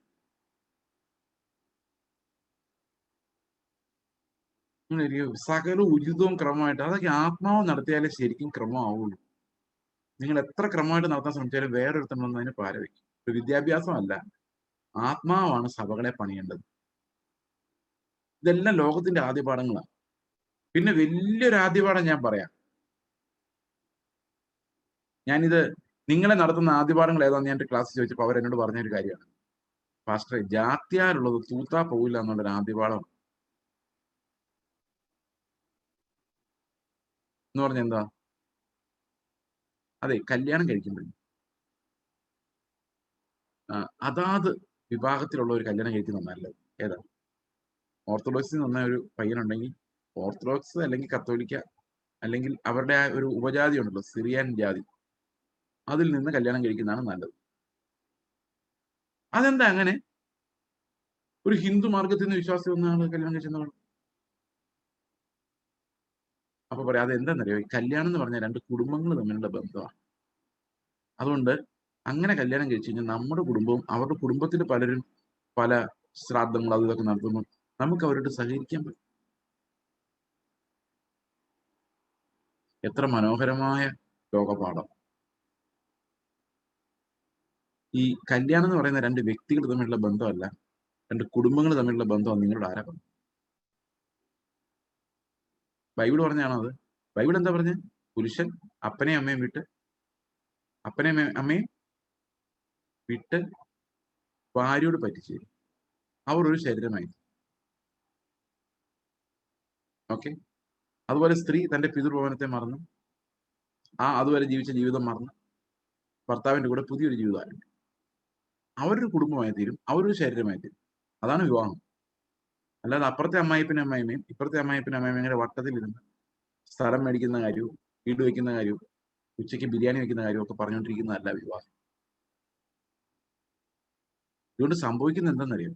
കഴിഞ്ഞ ദിവസം അമേരിക്കയിലുള്ള ഒരു സിസ്റ്റർ എന്നോട് പറഞ്ഞു, ഞാൻ വിചാരിച്ചിരുന്ന ബ്രദറെ, നമ്മുടെ കല്യാണമൊക്കെ ആലോചിക്കുമ്പോൾ ഒരു ഹിന്ദു വിശ്വാസത്തിൽ നിന്ന് ഒറ്റയ്ക്ക് വന്ന കുട്ടി എന്നൊക്കെ പറയുമ്പോൾ ഭയങ്കര ഡിമാൻഡായിരിക്കും എന്നാ വിചാരിച്ചിരുന്നത്. ഇപ്പോഴാണ് മനസ്സിലായത് അങ്ങനെയുള്ളവർക്ക് യാതൊരു പരിഗണനയും കൊടുക്കുന്നില്ല എന്നുള്ള കാര്യം. ഇത് ഭയങ്കര പെയിൻഫുൾ ആണ്. ദൈവത്തോടുള്ള ഒരു ഒഫൻസ് അത്. നിങ്ങൾ ആലോചിച്ച് നോക്കിയേ, നമ്മൾ നാട് നീളെ നടന്ന സുവിശേഷം പറയും. പഞ്ചാബിൽ പോയി സുവിശേഷം പറയട്ടെ, നോർത്ത് ഇന്ത്യ, ഛത്തീസ്ഗഡ്, എന്തൊരു സുവിശേഷദാഹമാണെന്നറിയോ? പക്ഷെ അവിടെ നിന്ന് ഒരു പെൺകുട്ടി വിവാഹത്തെ ആലോചിച്ചാൽ വിശ്വാസിയായിട്ട് ഒരു കാര്യമില്ല, നടത്തൂല. സഹോദരങ്ങളെ അല്ല നമ്മൾ ഉണ്ടാക്കുന്നത്, നമ്മൾ ഉപദേശിക്കാൻ വേണ്ടി കുറെ പ്രസംഗം കേൾക്കുന്നവരെ. എന്നാ പിന്നെ സുവിശേഷം പറയാൻ പോവാതിരിക്കട്ടെ. ഇവര് വന്നാൽ എത്ര സഹോദരന്മാരാ കല്യാണം നടക്കാതെ? കല്യാണം ആലോചിക്കാൻ പോലും പറ്റുന്നില്ല. So hurting. ക്രിസ്തുവിന്റെ ജീവനിലേക്ക് നടക്കാൻ പറ്റാത്ത ഒരു പാരമ്പര്യവാദികളായിട്ട് നമ്മൾ മാറിക്കൊണ്ടിരിക്കുകയല്ലേ. എന്റെ കൺമുമ്പിലുണ്ട് 30 വയസ്സ് കഴിഞ്ഞ് കല്യാണം കഴിക്കുന്നില്ല, നടക്കുന്നില്ല. മറ്റു മതങ്ങളിൽ നിന്ന് വിശ്വാസി വന്നു തീക്ഷ്ണമായിട്ട് കർത്താവിന് വേണ്ടി നിൽക്കുക. വേണ്ടാന്ന് വെക്കുക അവർ ജീവിതം. വേറെ വഴിയില്ല.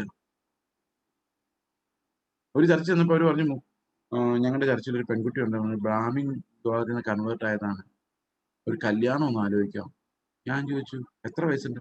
32 വയസ്സായിരുന്നു. ഞാൻ പറഞ്ഞു നിങ്ങളുടെ ചർച്ച ഇത്രയും വലിയ ചർച്ച ആണല്ലോ, ഇവിടെ ഒരു കല്യാണം അതിനുശേഷം നടന്നില്ലേ? നിങ്ങൾ എന്താ ആലോചിക്കാഞ്ഞ്? ഞാൻ ഉത്തരം. ഇതൊക്കെ ആരോട് കണക്ക് പറയും? ഇങ്ങനെയുള്ള ജാതി വ്യവസ്ഥ ഇതിനകത്ത് ഇപ്പോഴുള്ള എന്തുകൊണ്ടാണെന്നറിയോ? അതുകൊണ്ടാണ് ഇന്ന് പലരും ക്രിസ്തുവിശ്വാസത്തോട് വരാത്തത്. ജാതി വ്യവസ്ഥ.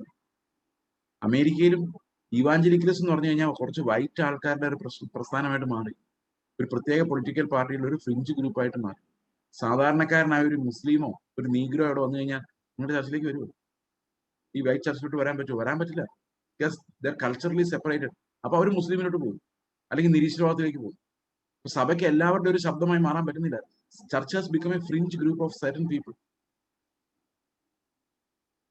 അപ്പൊ അവര് പറയുന്നത് മറ്റുള്ളവർ പാപം ചെയ്യുന്നതിനെ തടയുന്നത് ഈ ഗവൺമെന്റ് ഒന്നാലായിരിക്കും. അതിനേക്കാൾ വലിയ പ്രശ്നമാണ് ഇവിടെ കിടക്കുന്നത്. മറ്റുള്ളവർ പാപം ചെയ്യുന്ന ഒരുത്തൻ ഹോമോസെക്ഷൽ ആണ്, അത് ഗവൺമെന്റ് അവനെ പിടിച്ച് അകത്തിടുവോ അല്ലെങ്കിൽ അവനെ ഒതുക്കുകയോ ചെയ്യുന്നതാണ് ക്രിസ്ത്യാനിയുടെ ആവശ്യം. ക്രിസ്ത്യാനിയുടെ സഭയിൽ ഒരുത്തൻ അത് വരാതിരിക്കുന്നതാണ് നമ്മുടെ ആവശ്യം. നമ്മുടെ സഭയിൽ ഒരുത്തൻ ഹോമോസെക്ഷൽ ആകാതിരിക്കുക നോക്കിയാൽ പോരെ? ലോകം മുഴുവൻ നന്നാക്കാൻ നടക്കുവാണോ നമ്മള്? അതുകൊണ്ട് എന്താ സംഭവിച്ചത്? പാപികൾക്ക് കടന്നു വരാൻ നമ്മളെ കൊണ്ട് നമ്മുടെ അടുത്തോട്ട് പറ്റാതായിപ്പോയി. We are catering only to the rich and we are catering only to the white evangelicals. അവരുടെ ഒരു ആശ്രിത വിഭാഗമായിട്ട് ക്രിസ്ത്യാനിറ്റി മാറി. കുറെ നിങ്ങൾ നോക്കിക്കോ, ഈ അമേരിക്കയിലെ ഒരു 10 വർഷം കഴിയുമ്പോൾ അല്ലെങ്കിൽ 20 വർഷം കഴിയുമ്പോൾ ഇമിഗ്രൻസ് നിറഞ്ഞിട്ട് ക്രിസ്ത്യൻ രാജ്യം അല്ലാതായി മാറും. അതെന്തുകൊണ്ടാണ് സംഭവിക്കുന്നത് വെച്ച് കഴിഞ്ഞാൽ പറയും അത് ഗവൺമെന്റിന്റെ പോളിസീസ് അല്ല. ഗവൺമെന്റിന്റെ പോളിസീസ് അല്ല. ഞാൻ പറയാം എന്തുകൊണ്ടാണ്. സഭയുടെ ശക്തിക്കുറവ്. ഈ സിറിയയിലും ഇറാഖിലും അഫ്ഗാനിസ്ഥാനിലും ഒക്കെ സുവിശേഷം പറയാൻ ആൾക്കാർ വളരെ കഷ്ടപ്പെടുന്നുണ്ട്. എനിക്കറിയാം. ഇറാനിലൊക്കെ നല്ല റിവൈവൽ നടക്കുന്നുണ്ട്. എനിക്ക് വ്യക്തിപരമായിട്ട് അറിയാം അവിടെ സുവിശേഷം പറയുന്നവരെ. അവിടെ പോയി സുവിശേഷം പറയാൻ നിങ്ങൾക്ക് താല്പര്യമുണ്ടെങ്കിൽ അവകാശമുണ്ട്. പിന്നെ അവിടെ തിരിച്ചു വരരുത്, അവധിക്കൊക്കെ വരാവുള്ളൂ. എന്ത് പാടാന്നറിയോ? പിടിച്ചകത്തു പോകും. അപ്പൊ കർത്താവ് അന്ത്യകാലത്ത് എല്ലാ ജാതികളും സുവിശേഷം കേൾക്കാൻ വേണ്ടി ഇവരെ അവിടെ നിന്ന് ഇളക്കി പല സ്ഥലത്തേക്ക് വിടുക. സുവിശേഷം പറയാൻ ഉള്ള സ്ഥലത്തേക്ക് വിടുമ്പോൾ അവിടെ സുവിശേഷമുള്ള സഭക്കാർ പറയും ഇങ്ങോട്ട് എടുപ്പിക്കരുത് അവരെന്നും. പിന്നെ അവരെവിടെ പോയി സുവിശേഷം കേൾക്കും? അവരുടെ അടുത്ത് നമ്മൾ ഇറങ്ങിപ്പോയി കർത്താവിനെ കുറിച്ച് പറയല്ലേ ചെയ്യേണ്ടത്? അവരും വിശ്വാസികളാവുമല്ലേ ചെയ്യേണ്ടത്? അവരെ വിശ്വാസികളാക്കാൻ വേണ്ടി നമ്മൾ മഹാപരിശ്രമം ചെയ്യേണ്ട ഒരു കാലഘട്ടം ഇത്. ഞാൻ ഈ സിറിയയിൽ നിന്നുള്ള ഒരു കൊച്ചിന്റെ ടെസ്റ്റ് മണി കേട്ടപ്പോൾ എന്നെ ചിന്താഗതി ആകെ മാറിപ്പോയി. ഒരു 14 വയസ്സുള്ള ഒരു കൊച്ച് ടെസ്റ്റ് മണി പറയുക, എന്താണ് ഞങ്ങളുടെ നാട്ടില് ഈ ക്രിസ്തു എത്താത്തത്? ഒരു കൊച്ചു ചോദിക്കുക, ഇന്ന് എനിക്ക് ഭാഗ്യമായി, ഞാൻ അഭയാർത്ഥിയാണ്, പക്ഷെ ഞാൻ ഭാഗ്യവതിയാണ്. ഞാൻ ഒരു ദിവസം എന്റെ സിറിയയിലോട്ട് മടങ്ങി ചെല്ലും. അന്ന് ഞാൻ ഒരു അഭയാർത്ഥി ആയിരിക്കില്ല, ഞാനൊരു മിഷണറി ആയിരിക്കും. I cried listening to her. എത്രയോ പിള്ളേര് ഈ അഭയാർത്ഥി ക്യാമ്പുകളിൽ കർത്താവ് അവരെ ലിബറേറ്റ് ചെയ്യും. ഈ ഇസ്ലാം പോലുള്ള മതങ്ങൾ കൊണ്ട് മടുത്തവര്, അടിമത്തത്തിൽ ഇരിക്കുന്നവര്, അവരുടെ കർത്താവിന്റെ സ്നേഹത്തെക്കുറിച്ച് പറഞ്ഞൊന്ന് കെട്ടിപ്പിടിക്കേണ്ട സഭ അവരുടെ പേരിൽ പൊളിറ്റിക്സ് കളിക്കുന്നത് കർത്താവിന് സഹിക്കാൻ പറ്റുമെന്ന് ഞാൻ വിചാരിക്കുന്നു. So we have compromised our integrity with Christ. ഞാനിത് പറഞ്ഞു വരുന്നത് നമ്മുടെ നീതി പരീശന്റെ ശാസ്ത്രിയുടെ നീതിയെ കവിയുകയാണ്. യേശുക്രിസ്തു പാപികളെ നോക്കിയതുപോലെ നോക്കാൻ പറ്റുകയും അവന്റെ നീതിയിലേക്ക് നമ്മൾ പ്രവേശിക്കുകയും ചെയ്തില്ലെങ്കിൽ അത് വിശ്വാസത്താൽ നമ്മൾ കടക്കേണ്ട ഒരു ദൈവത്തിന്റെ നീതിയുണ്ട്. ആ നീതിയിലേക്ക് കടക്കാൻ ദൈവം തരുന്ന ആയുധമാണ് ഫെയ്ത്ത് എന്ന് പറയുന്നത്. ഞാനല്ല, ക്രിസ്തു അത്രയും ജീവിക്കുന്നത്. ക്രിസ്തുവിന് ആരെയെങ്കിലും പേടിയുണ്ടോ സഹോദരങ്ങളെ? ഏതെങ്കിലും ജനവിഭാഗത്തെ പേടിയുണ്ടോ? അവരെ എല്ലാം സ്നേഹിക്കുകയല്ലേ കർത്താവ് ചെയ്യുന്നത്? If you are living the life of Christ you cannot survive on hatred. Okay, അപ്പോൾ കർത്താവിന്റെ നീതി എന്ന് പറയുന്നത് എന്താണ്? ചുരുക്കി ഒറ്റ വാക്യത്തിൽ പറഞ്ഞു കഴിഞ്ഞാൽ അത് ഇതാണ്: നിന്റെ ശത്രുവിന് വേണ്ടി മരിക്കും. we can summarize the whole Bible into one commandment to obey. ഞാൻ നിങ്ങളെ സ്നേഹിച്ചതുപോലെ നിങ്ങളും പരസ്പരം സ്നേഹിക്കണം എന്നതാകുന്നു എന്റെ കൽപ്പന.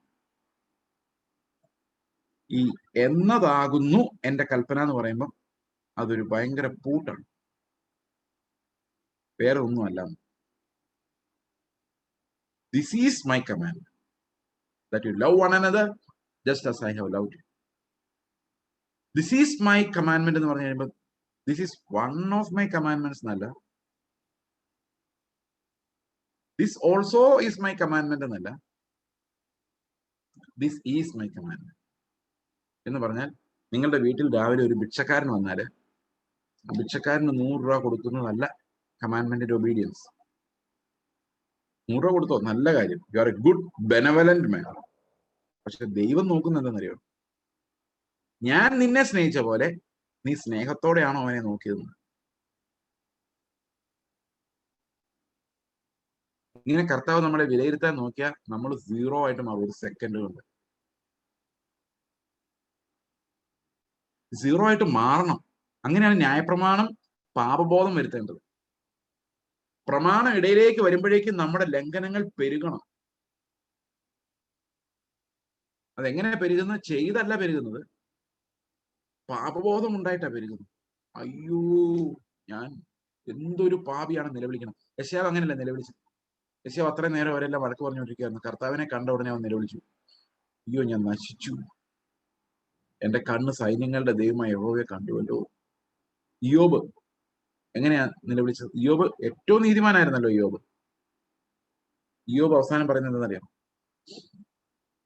ഞാൻ നിന്നെ കുറിച്ച് ഒരു കേൾവി മാത്രമേ കേട്ടിരുന്നുള്ളൂ, ഇപ്പോഴും എന്റെ കണ്ണുകൊണ്ട് ഞാൻ നിന്നെ കാണുന്നു. 42:5 മുതലാണ്. അതുകൊണ്ട് ഞാൻ പൊടിയിലും ചാരത്തിലും കിടന്ന് അനുദപിക്കും. എന്നെ തന്നെ വെറുത്ത് പൊടിയിലും ചാരത്തിലും കിടന്ന് അനുദപിക്കും.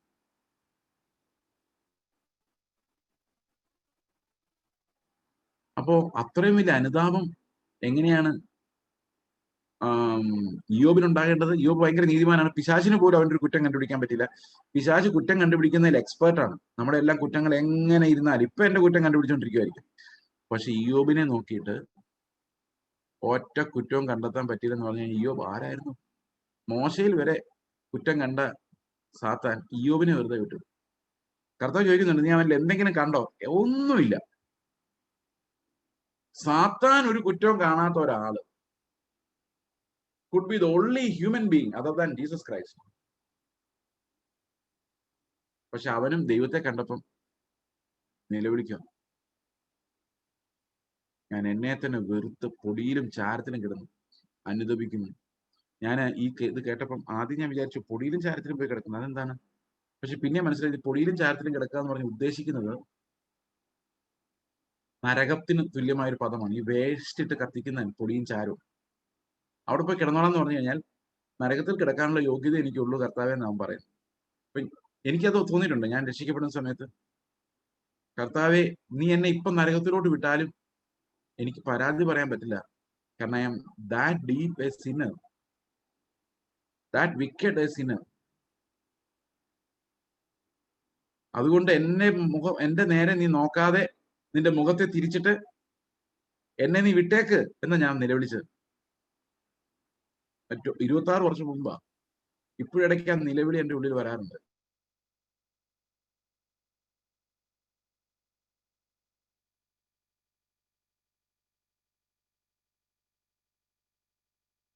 അപ്പൊ ഈ ഒരു നിസ്സഹായാവസ്ഥ നമുക്ക് ഉണ്ടാക്കാൻ കർത്താവിന്റെ സുവിശേഷത്തിന് പറ്റും. ഏത് നീതിമാനെന്ന് വിചാരിക്കുന്നവനെ, ഇയ്യോബിനെ വരെ മുട്ടുകുത്തിക്കാൻ കർത്താവിന്റെ നീതിയുടെ വെളിപ്പാടിന് പറ്റും. Even A righteous man like Job would cry out in agony and repentance. ന്യായപ്രമാണം വെളിപ്പെടുമ്പോൾ അങ്ങനെയാണ് പാപം വർദ്ധിക്കുന്നത്, അല്ലാതെ പാപം ചെയ്ത് വർദ്ധിക്കുന്നതല്ല. ഹൈപ്പർ ഗ്രേസ് ആയിട്ട് പറയുന്ന പോലെ അവിടെ പ്രത്യേകം എഴുതിയിട്ടുണ്ട്, പാപം ചെയ്യുമ്പോൾ കൃപ പെരുകുന്നല്ല അവിടെ എഴുതിയേക്കുന്നത്. ന്യായപ്രമാണം ഇടയിൽ ചേർന്ന് വന്ന് ലംഘനങ്ങളെ പെരുക്കി കാണിക്കുമ്പോൾ, ലംഘനം പെരുകേണ്ടതിന് ന്യായപ്രമാണം ഇടയിൽ ചേർന്ന് വന്നു, പാപം പെരുകിയെടുത്ത് കൃപയും പെരുകുന്നതാണ്. So the law exposes us, നമ്മളെ പൊളിച്ചടുക്കുകയാണ് നിയമം. ഒന്നും ചെയ്തിട്ടില്ല, ഒന്നും ചെയ്തിട്ടില്ല കർത്താവ്. നിസ്സഹായനാണ്. നിന്റെ കൃപയല്ലാതെ ഒന്നുമില്ല. അങ്ങനെ നിലവിളിക്കുമ്പോഴേ കൃപ പെരുകുന്ന. റിപ്പൻഡൻസിനകത്താണ് കൃപയുടെ വ്യാപാരവും. റിപ്പൻഡ് ചെയ്യുന്ന ഒരാൾക്ക് പാപം പെരുകിയിരിക്കുക, അതുകൊണ്ടാണ് നിലവിളിക്കുന്നത്. മാനസാന്തരപ്പെടാത്ത ഒരാൾക്ക് പാപം പെരുകിയിട്ടില്ല, അവൻ നീതിമാനായിട്ടിരിക്കുന്നു. 80 വയസ്സുള്ള ഒരാളോട് ഞാൻ കഴിഞ്ഞ ദിവസം ചോദിച്ചു, എങ്ങനെ രക്ഷിക്കപ്പെട്ടത്? ചെറുപ്പത്തിൽ രക്ഷിച്ചു. പാപബോധം, മാനസാന്തരം, അങ്ങനെ പാപബോധം ഒന്നും ഉണ്ടായിട്ടില്ല. ഞാൻ അങ്ങനെ കാര്യമായിട്ട് പാപമൊന്നും ചെയ്തില്ല. Do you believe he saved? He saved. പാപബോധമില്ല. നിയമം, ന്യായപ്രമാണം പാപം കാണിച്ചു തന്നിട്ടില്ല, പാപം പെരുക്കി കാണിച്ചിട്ടില്ല. പാപത്തെ നമ്മൾ ഒരു നിമിഷം പെരുക്കി കാണിച്ചാൽ കൃപയില്ലെങ്കിൽ നമ്മൾ തട്ടിപ്പോകും. ഇത്ര ഭയങ്കര ആഗണൈസിങ് ആണ് ഈ പാപം എന്ന് പറയുന്നത്. അത് നമുക്ക് അങ്ങനെ വെളിപ്പെടാത്തതുകൊണ്ടാണ്. നമ്മുടെ ട്രൂ സെൽഫ് എന്താന്ന് നമുക്ക് വെളിപ്പെടാത്തതുകൊണ്ട് നമ്മൾ സമാധാനം ചെയ്യും. ആ ഫ്ലഷിന്റെ ഫിൽത്തിനെസ്, അതിന്റെ അറപ്പിക്കുന്ന ആ ഒരു പ്രകൃതം നമ്മൾ കണ്ടാൽ നമുക്ക് സമാധാനം പോകും. അവിടെയാണ് കൃപ വ്യാപരിക്കുന്നത്. ഞാൻ നിന്നെ എന്നിട്ട് സ്നേഹിക്കുന്നു മോനെ എന്ന് പറയുന്ന ആ ദൈവത്തിന്റെ കൃപയാണ് നമ്മുടെ രക്ഷയ്ക്കായി നിലവിളിക്കാൻ നമ്മെ സഹായിക്കുന്നത്. ഈ ഫിൽത്തിനെസ് എന്നെ മനസ്സിലാക്കി തന്നത് എന്റെ ജീവിതത്തിൽ നടന്ന 1-2 സംഭവങ്ങളാണ്. ഒരു കാര്യം ഞാൻ പറയാം. ഞാൻ പലയിടത്തും പറഞ്ഞിട്ടില്ല, എന്റെ അനുഭവങ്ങൾ ആ റെപ്പിറ്റേഷൻസ്. ഞങ്ങൾ 2007 ആന്ധ്രയിലായിരിക്കുമ്പോൾ ഒരു സ്ത്രീ, ഒരു പ്രായമായ ഒരു സ്ത്രീ, മിഡിൽ ഏജ് സ്ത്രീ വന്ന് എന്റെ ഭാര്യയുടെ കാരണക്കുറ്റി നോക്കി ഒരു ഒറ്റ അടി, ഒന്നല്ല 3 അടി, ടപ്പ് ടപ്പ് ടപ്പെന്ന്. ഞാനൊരു 50 മീറ്റർ ദൂരെ നിൽക്കുക, വീടിന്റെ ഗേറ്റിൽ നിന്ന് കുറച്ച് അകത്തോട്ടാ വീട്. ആന്ധ്രയിലേക്ക് അങ്ങനെ ഒരു ഗേറ്റിന് മുമ്പ് കുറെ സ്ഥലങ്ങൾ വീടുകൾക്ക്.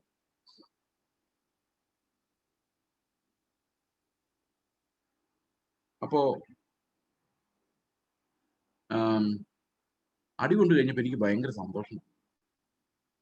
ഞാൻ വീടിന് ചുറ്റും നടന്ന് കർത്താവിന് നന്ദി പറഞ്ഞു. കർത്താവെ, ഒരു കർണത്തടിച്ചപ്പോൾ മറ്റേ കർണം കാണിച്ചു കൊടുക്കാൻ, തിരിച്ചടിക്കാതെ, ഉന്തി മാറ്റാതെ, ചീത്ത പറയാതെ നിന്ന് അടി കൊള്ളാൻ എന്റെ ഭാര്യയ്ക്ക് നീ കൃപ കൊടുത്തു. അത്ഭുതമായിരിക്കും. ദൈവത്തിന് സ്തോത്രം.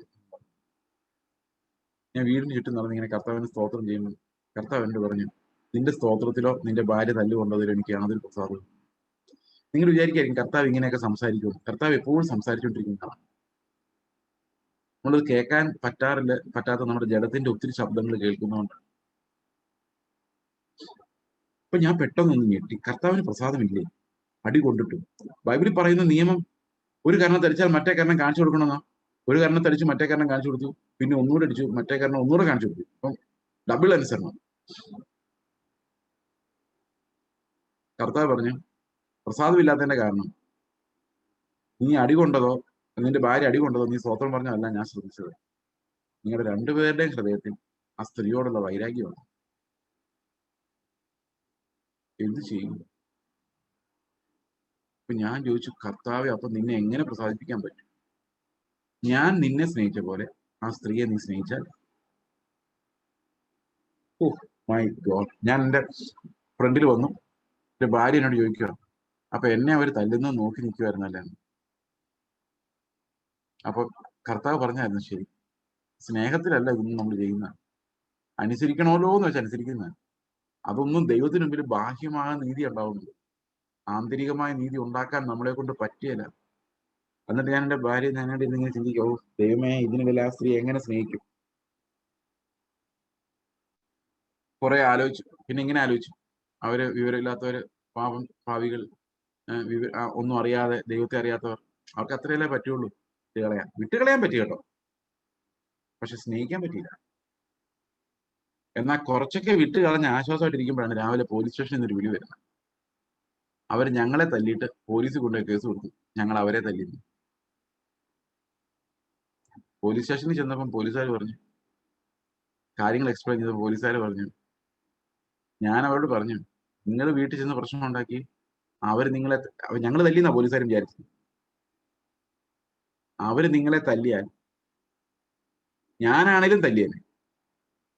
അതുകൊണ്ട് അവരുടെ പേര് കേസൊന്നും എടുക്കാൻ പറ്റില്ല എന്ന് പോലീസ്. അപ്പൊ എന്താ കാര്യം എന്ന് ചോദിക്കാൻ വേണ്ടി പുള്ളി വിളിച്ചതാ. ആ സ്ത്രീ ഞങ്ങളുടെ ഒരു കുട്ടിക്ക് വലിയ പ്രശ്നം ഉണ്ടാക്കാൻ തുടങ്ങി, തട്ടിക്കൊണ്ടു പോകാനുള്ള ശ്രമമായിരുന്നു.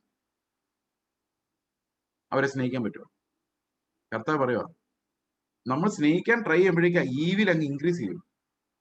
ആ ആളുടെ ഈവിൽ അങ്ങ് ഇൻക്രീസ് ചെയ്യുക. അവര് പിള്ളേരെ തട്ടിക്കൊണ്ട് പോകുന്നവരാന്ന് പോലീസുകാർ കണ്ടുപിടിക്കും. അവർ പിന്നെ ഗുണ്ടകളെ വിടുക. ആലോചിക്കുക. അപ്പം ലംഘനം അങ്ങ് പെരുകുക. അപ്പൊ മനുഷ്യരെ ദൈവം നോക്കുമ്പോൾ ഇതുപോലെ ശത്രുക്കളാണ്. എന്നിട്ട് കർത്താവ് പറയാ, ഐ ലവ് യു. എന്നിട്ട് പറഞ്ഞു, നീ അങ്ങനെ സ്നേഹിക്കും. എന്റെ കർത്താവ്. എന്നാ എനിക്കൊരു കാര്യം മനസ്സിലാകുന്നത്, മനുഷ്യന്റെ പ്രയത്നം എന്ന് പറയുന്നത് ഒരിക്കലും ദൈവത്തിന്റെ ന്യായപ്രമാണത്തിന്റെ അവിടം വരെ എത്തിക്കില്ല. ന്യായപ്രമാണത്തിന്റെ കട്ടിയായ ഭാഗങ്ങളിലേക്ക് പ്രവേശിക്കണമെങ്കിൽ ക്രിസ്തു നമ്മുടെ ഹൃദയത്തിൽ വസിക്കണം. നമ്മൾ അവന്റെ മരണത്തിൽ പങ്കാളിയായി അവന്റെ മരണം ഏറ്റുപറയണം. ആ മരണത്തിൽ ഞാൻ പങ്കാളിയാകാതെ ക്രിസ്തുവിനെ നേടാൻ പറ്റില്ല. ഇത് അപ്പൊ അന്നേരം ആ വെറുപ്പാണ് ദൈവം കാണുന്നത്, എന്റെ ഉള്ളിലുള്ള വെറുപ്പ്. ഒരുത്തം പ്രസംഗിച്ചോണ്ടിരിക്കുക, ദൈവം നോക്കുന്ന എന്ത് മനോഹരമായി പ്രസംഗിച്ചെന്നല്ല, അവന്റെ ഉള്ളിലുള്ള പണത്തോടുള്ള മോഹമായിരിക്കും. കർത്താവ് വേദനിക്കുമായിരിക്കും അവിടെ.